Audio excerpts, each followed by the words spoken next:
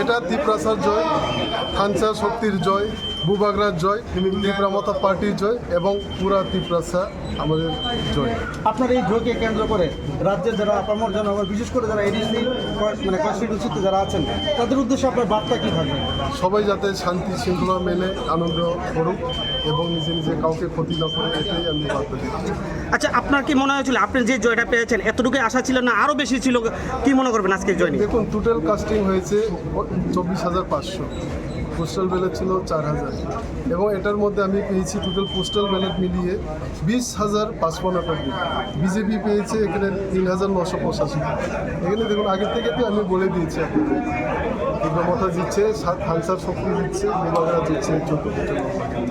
তাহলে কি সরকার গঠন করছেন মাথায়? এটা আমি খবর নিচ্ছি এবং যা পজিটিভ খবর পাচ্ছি সব জায়গাতে খবর ঠিকঠাক আছে, মমতা সরকার গঠন করছে। আর অভিনন্দন রইল আপনাকে এই জয়ের জন্য। ধন্যবাদ।